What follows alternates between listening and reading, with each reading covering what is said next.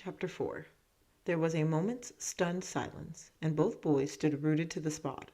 Then the old man pounced on his goal with a triumphant scream and stood there fondling it and gloating over it. Then he lifted his skinny old hands to heaven and began to call down the curses of the gods on the thief. "That is enough, Master Plautus," said Archippus. He tried to speak with authority, but his voice shook slightly. "You have your trinket, and I will take my slave home and see that justice is administered. I assure you that the punishment will be all he deserves." "A branding!" shouted the old man, shaking his fist feebly at Onesimus. "It must be a branding. That I demand. I myself will come in person and see it carried out. I don't trust boys. Let me speak to his master myself. I will be content with nothing but a branding." "Go home, Master Plautus," entreated Archippus, drawing up the mule and trying to persuade the old man to mount it. "I will mention the matter of a branding to my father, as you wish, and he will decide. I assure you he is not one to let a dishonest thief get off lightly. Justice will be administered. Come, slave." He pushed Onesimus ahead of him with a rather unsteady hand and started off up the hill. But the old man had no intention of leaving this affair to Archippus.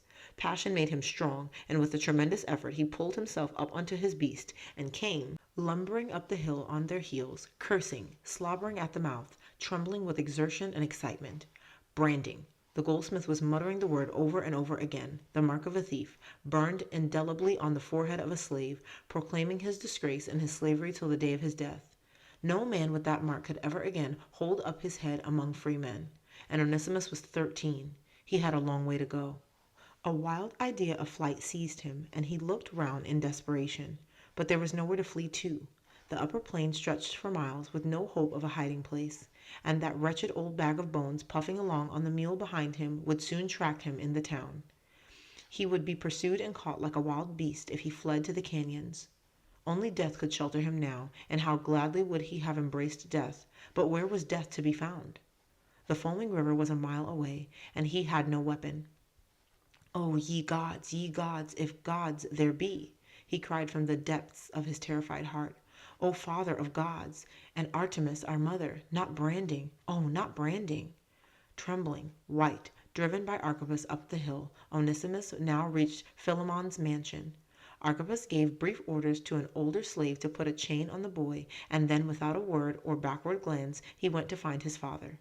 The old man seemed unable to dismount, and was only restrained with difficulty from shambling in on his mule right into Philemon's private apartment. They stood waiting. Apart from the babbling of the old man, it was very quiet. Pigeons cooed in the nesting boxes at the side of the house. A small slave girl passed by on an errand and gave Onesimus a quick, compassionate glance. Her slender little figure and dark tresses reminded him of another, and quick tears started to his eyes. What if she should see him with the mark of the brand on his forehead? But he must not weep in front of Archippus. That was the most important thing of all. With difficulty he lifted up his chained hands and wiped away his tears. And then a slave appeared at the door of the outer courtyard and bade the party enter. Seeing the mule joining the procession, he helped the exhausted old man dismount and half dragged him, half carried him into the presence of Philemon. Philemon sat in the doorway of his apartment, which opened into the atrium, and behind him in the shadows his wife, Apphia, was stitching at her embroidery, the golden Phrygian embroidery famous all over the Roman world. Her 5-year-old daughter, Pascasia, played at her feet. Archippus, half hidden behind a pillar, stood waiting on his father. Onesimus saw these things in a dream, and even the babblings of the old man now seemed far away and unreal. He hardly heard what he said, nor cared that all eyes were upon him as he stood there, young and pitiful and in chains. Only his heart kept calling out, "Not branding, not branding," but to whom he called, or whether there was any to hear, he did not really know. "So you see, my noble master," finished up the old man, suddenly falling flat at Philemon's feet, whether from reverence or exhaustion, no one quite knew. "He must be branded. Let us heat the irons that I may witness the punishment and be off to my humble home. I am a poor man, master, if you would grant me a slight token of your favor." Philemon glanced at the prostrate goldsmith with extreme distaste, and then turned to the white-faced boy in fetters and gazed at him thoughtfully. Onesimus had grown up with his own son, and had tumbled round his footstool in babyhood. He was surprised at his own reluctance to sentence the slave, but discipline must be maintained, and branding was the usual punishment for thieves. "Very well," he said rather wearily, "he shall be branded. Janus, go and heat the irons, and take the boy where my wife cannot hear his screams." All eyes were turned on the boy. He suddenly came out of his dream and looked straight at his master. "But master," he cried in desperate appeal. "I didn't take it." "Nonsense!" shouted the goldsmith, suddenly wriggling himself the right way up like a caterpillar. "Nonsense! Lies!" Philemon took no notice. He gazed steadily at the boy. "Then how did it get there?" he asked rather sadly. How had it got there? Onesimus, in his shock and fear, had not yet asked that question. He had thought of nothing but the branding. But the question must be answered. He stared at Philemon open-mouthed, and then, suddenly, he turned and stared at Archippus. But their eyes met only for a moment. The older boy flushed crimson and turned away. There was a long silence, broken only by the chattering of the goldsmith. And Philemon looked first at his son and then at his slave, and the blood seemed to thunder in Onesimus' head until he thought it would burst. "Gold cannot disappear without hands," said Philemon at last, "and you knew the price. Take him away, Janus, and do it quickly." Archippus suddenly stepped forward. He did not look at Onesimus, but stood in front of his father, hands clasped, pleading.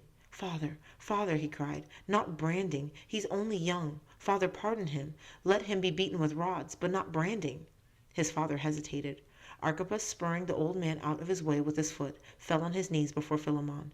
"Oh, father, have mercy!" A soft voice at his side made Philemon turn. His beautiful wife, Apphia, had laid her hand on his arm and spoke timidly, for it was not her place to enter into judgment. "My husband, he is your slave who serves you in front of our guests. Do you want him spoiled and disfigured?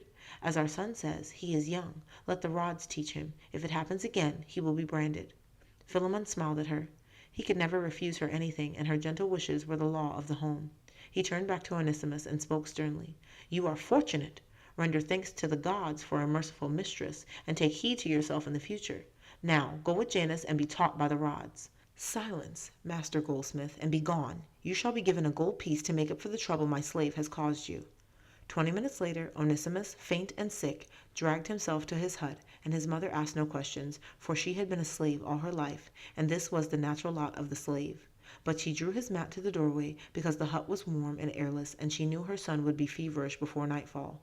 Then she washed his wounds and anointed them with oil, and brought him fresh, cool water from the spring. He lay quite still till dusk, his face resting on his arms, too sore and stiff to move, but his brain worked furiously. Yes, how did it get there? He had put 2 and 2 together now, and he knew. When, oh when would he be free to work out his revenge? The strength of his hatred and the impotence of his hatred nearly drove him mad.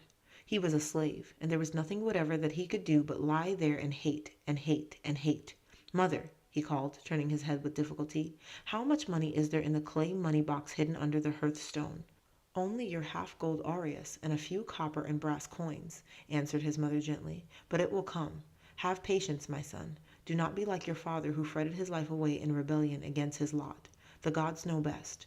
Stealthily footsteps were heard on the mud path, and Archippus crept around the corner of the hut with a cup in his hand, a cup containing a mixture of diluted wine, myrrh, and oil. When he spoke, his voice was unsteady and pleading. "I have brought you some posca for your wounds," he said, and I'm glad you were not branded." Onesimus took the cup, flung it on the ground with all the strength he could muster, and spat. Archippus fled, and Onesimus felt better. To give vent to his hatred was a more powerful tonic than posca. Tomorrow Archippus would go to Laodicea, and he did not set eyes on him all day. After that, well, it was better to live a day at a time. He was glad that he would be too stiff and lame to accompany his master to Laodicea. He did not want Irene to see him servile and obedient, standing in the background, ordered about by Archippus. Let her keep the memory of that day when they were both free children together, swinging their legs above the deep pool in the canyon and laughing. The thought of her somehow eased his misery, and he fell into a restless sleep and dreamed that they were once again back in the canyon, but that she was running ahead, beckoning him to follow.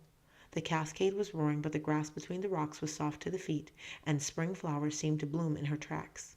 And he knew she was going up and up on swift, tireless feet to the hidden lakes and the snowy summits, to freedom and beauty and life, and he was free to follow. And then he awoke to pain and darkness and fever, and cried out for his mother. Next day he dragged himself out onto the hillside and sat resting till the sun was high in the sky, warming a little of the stiffness out of him. He watched the procession set out for Laodicea across the upper plain and disappear over the first descent into the valley. Archippus and Philemon were mounted on beautiful steeds, wearing colored coats made in the best style in the Laodicean factories.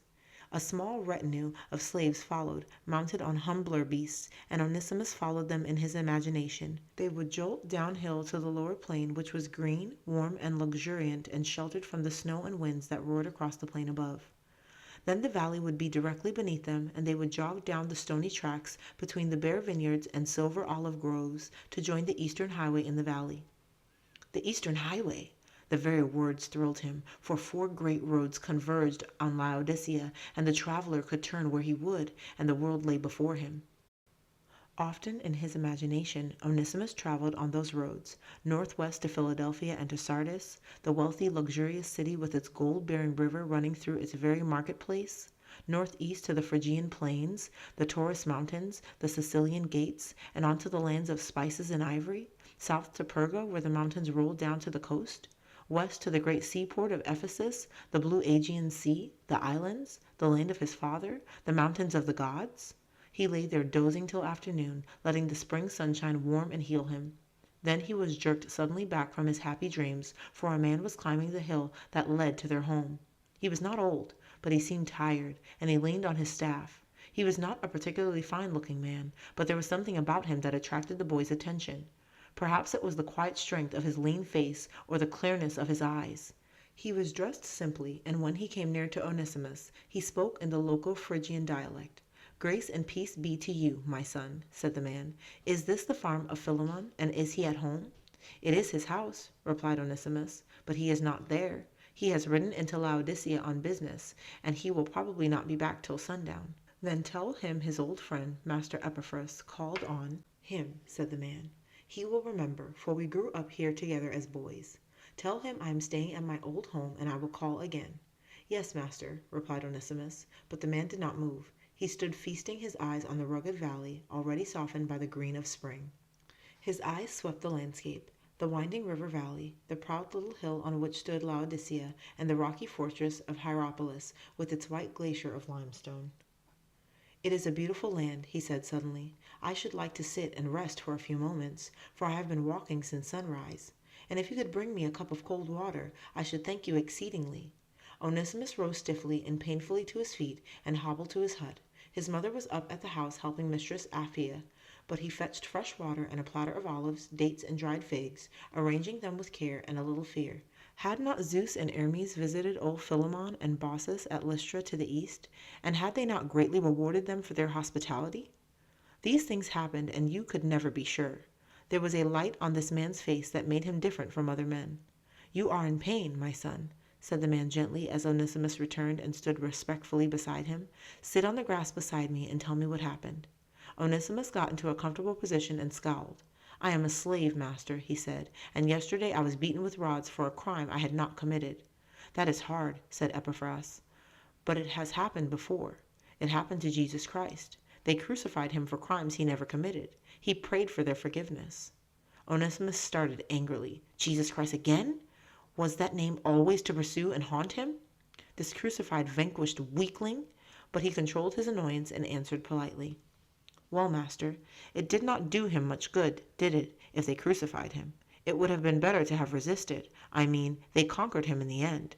"But now," said Epaphras, "at the right hand of God exalted, he is conquering thousands by his love. Love is stronger than death and stronger than hatred. It conquers all in the end. It has conquered me." "But I do not want to be conquered," persisted the boy. "All my life I have been a slave, but one day I shall buy my freedom. I want to be free to go where I wish and do as I please and to revenge wrong. I hate this bondage, and I hate those who accuse me falsely and punish me without cause." "But Jesus Christ can set you free today," replied the man, and his voice rang with triumph. "He can free you from your discontent and your hatred. Tell me, does your hatred make you happy?"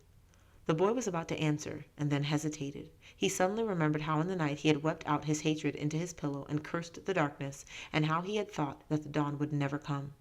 He remembered, too, the peace in his mother's eyes when she had risen up to bathe his wounds and to give him a drink. He stared moodily into space, and then his eyes rested on the proud city across the valley, and he remembered again the afternoon when a little runaway Laodicean maid had taken his heart captive. Dimly he realized for the first time that there were other ways of conquering besides hatred and strife. The answer died on his lips.